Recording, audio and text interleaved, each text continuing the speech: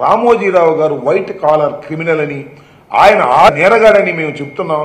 ఆయన చనిపోయిన తర్వాత ఆర్బీఐ చాలా స్పష్టంగా చెప్పింది, ఆర్థికంగా నేరం చేసినటువంటి వ్యక్తి ఇతను అనేటువంటి పరిస్థితులు చెప్పడం జరిగింది. దీన్ని మూలం నుంచి తీసుకొచ్చినటువంటిది రాజశేఖర రెడ్డి గారు. ఆయన మరణించారు. తర్వాత we have to appreciate Undavalli Arun Kumar గారిని అప్రిషియేట్ చేయాలి. ఇది చచ్చిపోయినటువంటి కేసుని, దీన్ని కొట్టేయించుకున్నటువంటి కేసుని, దాన్ని 2018లో దాన్ని కొట్టేయించుకోవాలనే ప్రయత్నం చేసి కొట్టేయించుకున్నా కూడా దాన్ని సుప్రీంకోర్టుకు వెళ్లి దాన్ని బతికించి మళ్ళా తీసుకొచ్చి తెలంగాణ హైకోర్టులో పెట్టి ఆర్బీఐ కౌంటర్ వేసేటువంటి పరిస్థితి తీసుకొచ్చింది. మన ప్రభుత్వం కూడా, ఆంధ్రప్రదేశ్ ప్రభుత్వం కూడా దానిలో ఇంప్లీడ్ అయి ఉన్నది. దీని మీద విచారణ జరగవలసినటువంటి అవసరం ఉందని కూడా నేను మనవి చేస్తున్నా. ఈ అరుణ్ కుమార్ గారు రోజు దీని గురించే, మేము ఆయన చాలా సందర్భాల్లో రాజశేఖర రెడ్డి గారి దగ్గర ఉన్నటువంటి వ్యక్తులం కాబట్టి చాలా సందర్భాల్లో మాట్లాడుకుంటూ వచ్చాం. అప్పటి నుంచి ఇప్పుడు కూడా రామోజీరావు గారి కేసు విషయం చాలా సందర్భాల్లో మాట్లాడుతాం. నేను కూడా చాలా సందర్భాల్లో కలిశాను ఆయన్ని. ఆయన రూమ్ నిండా మన చిట్ ఫండ్ కంపెనీకి సంబంధించినటువంటి కాగితాలు, ఫైనాన్షియల్కి సంబంధించిన కాగితాలు ఉంటాయి. రామోజీరావు గారికి సంబంధించినటువంటి కేసులో చాలా పరిశీలి చేస్తున్నటువంటి వ్యక్తి. అందువల్లే ఆయన మీద అఫిడవిట్ కూడా, పరువు నష్టం దావా కూడా రామోజీరావు గారి కుటుంబ సభ్యులు వేశారు. ఇంత పరువు మాది పోయింది, మీరు కట్టాలని. కాబట్టి నేను ఈ సందర్భంగా ఉండవల్లి అరుణ్ కుమార్ గారిని కూడా నేను రిక్వెస్ట్ చేస్తున్నాను. ఇది చాలా జెన్యూన్ అయిన కేసు. ప్రజల యొక్క సొమ్మును దుర్వినియోగం చేసేటటువంటి కార్యక్రమం చేస్తున్నటువంటి రామోజీరావు గారి వారసత్వం మీద మీరు యుద్ధం చేయండి లీగల్గా. దాన్ని యుద్ధం చేయకపోతే మీ మీద వేశారు కదా మళ్ళా పరువు నష్టం దావా, అది కూడా మీరు గుర్తుపెట్టుకుని దీని మీద యుద్ధం చేయాల్సినటువంటి అవసరం ఉంటుందని కూడా నేను ఈ సందర్భంగా మనవి చేస్తూ, మార్గదర్శి చేసినటువంటి ఈ కార్యక్రమాలన్నీ కూడా చట్ట వ్యతిరేకమైన కార్యక్రమాలు. చిట్ ఫండ్ కంపెనీ చేస్తున్నటువంటి కార్యక్రమాలన్నీ కూడా చట్ట వ్యతిరేకమైన కార్యక్రమాలు. నేను ఈ రాష్ట్ర ప్రభుత్వాన్ని, నారా చంద్రబాబు నాయుడు గారిని నేను మీ ద్వారా విజ్ఞప్తి చేస్తున్నా, ఈ చట్ట వ్యతిరేకమైన కార్యకలాపాలని మీరు ఏదైనా చిట్ ఫండ్ కంపెనీ తప్పు చేస్తే తెల్లారిపాటికి మూసేస్తారు. కానీ రామోజీరావు గారు చిట్ ఫండ్ కంపెనీ అంతా లోపభూయిష్టంగా ఉంది, ఎక్కడా రూల్స్ను పాటించడం లేదు. వాటి మీద మీరు యాక్షన్ తీసుకోకపోయినట్లయితే మీరు ప్రజలకు సమాధానం చెప్పవలసినటువంటి పరిస్థితి వస్తుంది. రామోజీరావు గారు మీకు దైవంగా ఉండొచ్చు, గురువుగా ఉండొచ్చు, కానీ ఆయన కంపెనీ చేస్తున్న చిట్ ఫండ్ కంపెనీలన్నీ కూడా అతి దారుణంగా చట్ట వ్యతిరేకంగా నడపబడుతూ ఉన్నాయి. వాటి మీద కూడా యాక్షన్ తీసుకోవాల్సినటువంటి అవసరం ఉందని ఈ సందర్భంగా నేను చెప్పదలుచుకున్నాను. దాన్ని త్వరలో రాబోయే టైంలో మనం చూస్తాం. ఖచ్చితంగా ఎవ్వరూ చట్టానికి వ్యతిరేకులు కాదు, చట్టానికి అతీతులు కూడా కాదు. చట్టం నుంచి పారిపోవాలని అనేక సందర్భాల్లో రామోజీరావు గారు జీవించి ఉండగా ప్రయత్నం చేశారు. చట్టం నుంచి తప్పుకుపోవడానికి ఒకసారి తప్పుకుపోయాం అనుకున్నారు, హైకోర్టులో కేసు కొట్టేయించుకుని. కానీ అరుణ్ కుమార్ గారు ఢిల్లీ సుప్రీంకోర్టులో వేసి మళ్ళా చట్ట పరిధిలోకి తీసుకొచ్చినటువంటి సందర్భం శభాష్ అనిపించేటువంటి సంఘటన. ఎంత పెద్దవారైనా కూడా చట్టానికి అతీతులు కారు అని చెప్పడానికి ఈ రామోజీరావు గారి కేసు చాలా స్పష్టంగా అర్థమవుతుందనేది కూడా నేను ఈ సందర్భంగా చెప్తూ, ఇలాంటి చట్ట వ్యతిరేక కార్యకలాపాలు చేస్తున్నటువంటి ఎంత పెద్దవారినైనా కూడా శిక్షించవలసినటువంటి అవసరం ఉంటుందని, దానికి ప్రజలు దీని మీద చర్చించవలసినటువంటి అవసరం కూడా ఉన్నదని ఈ సందర్భంగా మీ ద్వారా తెలియపరుస్తూ ఉన్నాను.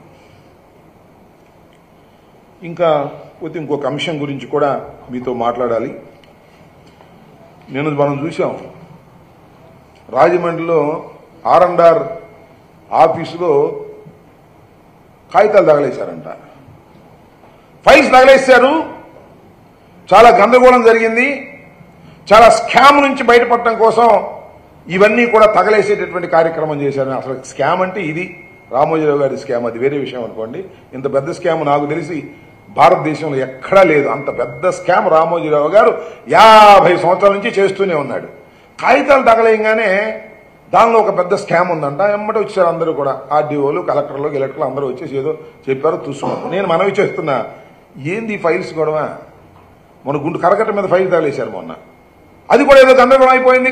కరకట్ట మీద ఫైల్స్ తగలేశారు, ఈ డిపార్ట్మెంట్లో ఏదో మోసం జరిగిందని చెప్పేసి కలెక్టర్ కూడా వచ్చాడు, చూశాడు. కలెక్టర్ చెప్పాడు ఏమి లేదని చిత్తుకాయలు తగలేశారు. మా గుంటూరులో కూడా తగలేశారు. గుంటూరు తగలేస్తే ఎంఆర్ ఆఫీస్ అయ్యో ఫైల్స్ తగలేశారు, గందరగోళం అయిపోయింది, దీనిలో ఏదో మిస్చిఫ్ జరిగిపోయిందని మళ్ళా వచ్చి వాళ్ళు చెప్పారు, అయ్యా చిత్తుకాయతలైనా తగలేశాం బాబు అని. ఏందయ్యా ఈ పని? నాకు అర్థం కాలేదు. ఏం చేస్తుంది ఈ ప్రభుత్వం? ఆఫీసుల్లో ఉన్న చెత్త చెదారం చిత్తు కాగితాలు తగలేస్తే ఇదో పెద్ద స్కామ్ అనేటువంటి పరిస్థితికి మీరు ఎందుకు దిగజారిపోతున్నారు నాకు అర్థం కాలేదు. అసలు ఈ రోజుల్లో కాగితాల్లో ఉందా? ఈ కాగితం చేస్తే కంప్యూటర్లోకి వెళ్ళదు, ఫొటోస్ తీసి మళ్ళీ కంప్యూటర్లో పెడతారు. ఈ ఫైలింగ్ అంతా వచ్చేసిన తర్వాత ఆ కాగితాలు ఈ ఆఫీసులు ఆ ఆఫీసులు తగలైతే ఏమైంది? ఊరికి ఏదో ఒకటి గుడ్డగాల్చి వైసీపీ ముఖాన వేయాలి, ఈ రాష్ట్రంలో ఏదో జరిగిపోతుంది అనేటువంటి భావన కలగాలి అంటే కొంతమంది ప్రజలు కూడా నమ్మి ఏమండి ఆ ఊళ్ళో ఆఫీసులో పుస్తకాలు తగలేస్తున్నారంట, అంతా వైసీపీ స్కాములు బయటపడతాయని ఇలా చెప్పుకుంటున్నారంట అక్కడక్కడ ఎవరు తెలియని వాళ్ళు. నేను మనవి చేస్తున్నా, ఎక్కడైతే చెత్త తగలేస్తే అక్కడ స్కామ్ ఉందని మా మీద ప్రచారం చేసే పరిస్థితికి మీరు దిగజారిపోయారు. అందువల్ల ఒక జీవో పాస్ చేయండి అయ్యా రాష్ట్ర ప్రభుత్వం, నారా చంద్రబాబు నాయుడు గారు ఒక జీవో పాస్ చేయండి, ఏ ఆఫీసులోనూ చెత్త తగలేయడానికి వీల్లేదు అని. చెత్త తగలేసుకోకుండా ఉంటే అప్పుడు మీకు ధైర్యం వస్తుందేమో, లేకపోతే చెత్త తగలేసారని మా మీద బురద జల్లేటటువంటి కార్యక్రమాలు చేస్తున్నారు చాలా దుర్మార్గంగా. ఇది పవన్ కళ్యాణ్ గారు ఏదో మొన్న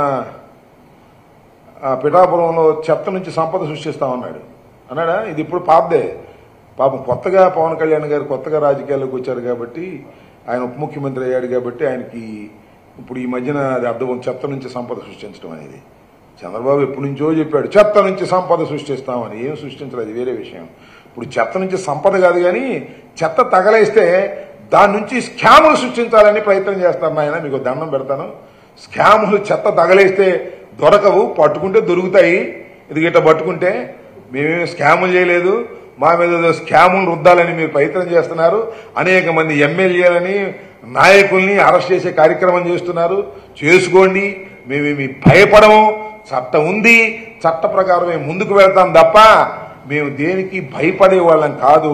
వైఎస్ఆర్ కాంగ్రెస్ పార్టీ పుట్టిందే ధైర్యంగా పుట్టినటువంటి రాజకీయ పార్టీ. ఇప్పుడు ఆపరేషన్ లేకుండానే మోకాళ్లకు ప్లాస్మా ట్రీట్మెంట్, మీ ఆర్థోపెటిక్ సమస్యలన్నిటికీ రోబోటిక్ టెక్నాలజీ ద్వారా తక్కువ ఖర్చుతో శాశ్వత పరిష్కారం, ఫ్రీ కన్సల్టేషన్, ప్రతి ట్రీట్మెంట్ పై 20% డిస్కౌంట్. ఈ ఆఫర్ కొద్ది రోజులు మాత్రమే, త్వరపడండి. V9 hospitals 9281465842.